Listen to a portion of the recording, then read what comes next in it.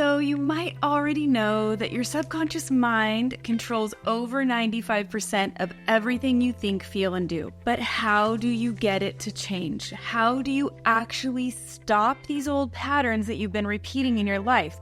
Whether it's your career, your love life, really even small habits that you do in your daily life. Well, today I'm going to talk about that, unpack it, so you can have some practical steps that you can take today.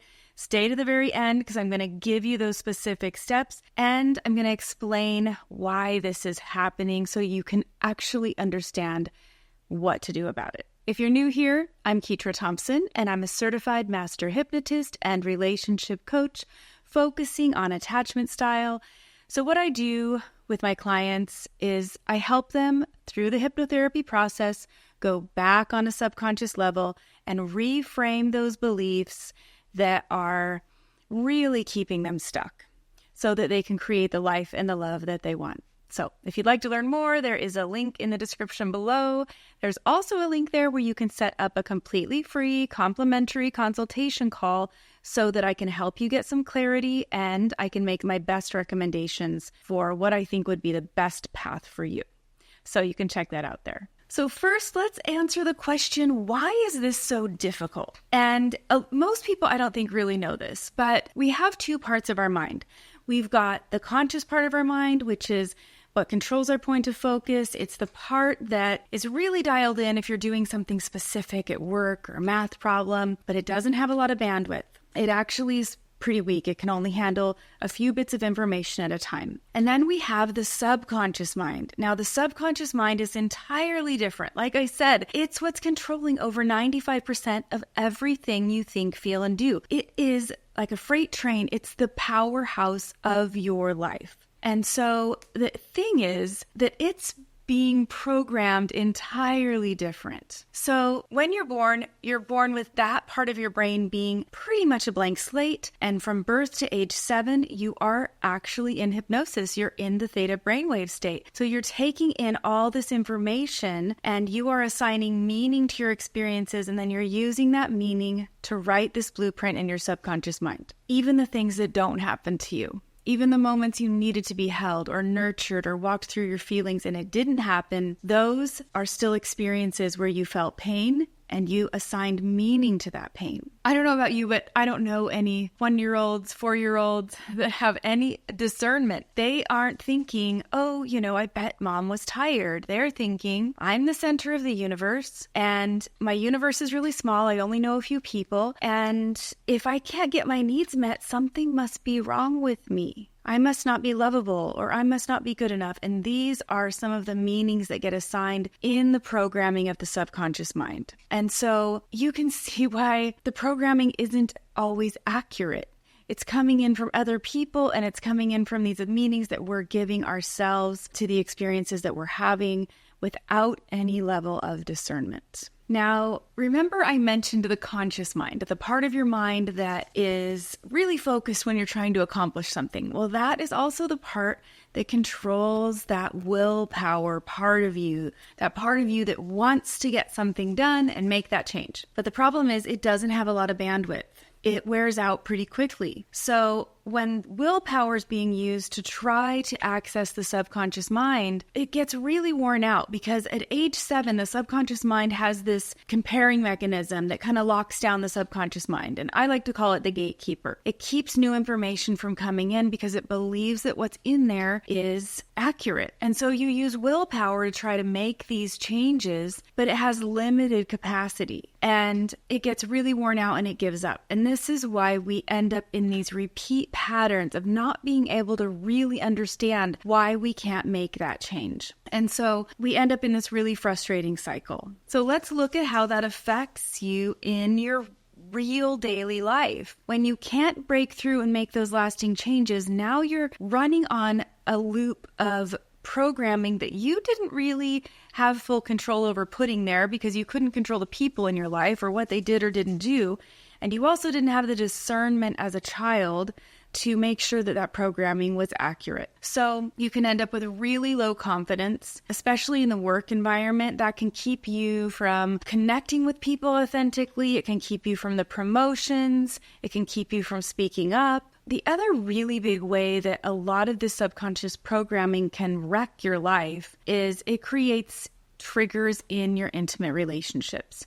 So you end up being self-defensive and creating distance with your partner because of all the fears that have been programmed in there, which is very much a part of the attachment style that you end up with as an adult because of how your attachment was growing up. Whether it was really with that attentive, nurturing, boundaried parent, or if it was with the parent who was simply too busy, who didn't know how to nurture well, who neglected, outright abusive, or just unknowingly consumed with dealing with their own unprocessed emotions. And these triggers actually stop communication in their tracks, because if that emotional trigger subconsciously is triggered when someone says something to you or tries to communicate with you, now you're going to make assumptions about them, and that subconscious mind is going to keep telling you things that aren't necessarily accurate. So this is exactly what happens when you see repeat patterns happening in family dynamics. Even sometimes they're called generational curses. They keep happening because the programming keeps happening. Grandma and grandpa did and acted a certain way. Then their kids had that programming. Then they did it again to their kids, and those kids had that programming. And little by little, sometimes each generation gets a little bit of awareness and is able to go, oh, I want to stop doing that. But there's other areas of their life where they don't have so much control over, either because they have lack of awareness or they simply wear out with their willpower and they don't have enough repetition to create those changes subconsciously. So they end up creating damage or hurt in other areas. So this really keeps you stuck in a loop of subconscious behavior, a loop in your work life, a loop in your relationships, a loop with your beliefs about success or abundance, a loop that really controls how you connect with other people, whether you create closeness or distance. And ultimately, it ends up affecting the way that your chemicals are acting in your body, because if you can't create the right connection, then you also can't create the right chemicals to create homeostasis, the vasopressin, the oxytocin, the GABA, the serotonin, which create a way for your nervous system to relax, calm down, and help you be really the best version of you. So I want to tell you now how to fix this. First, I want to tell you how the hypnotherapy process really addresses this issue, and then I want to give you some practical steps after that you can start doing today. So the hypnotherapy process is absolutely incredible for this, because it actually gives you access to your subconscious mind.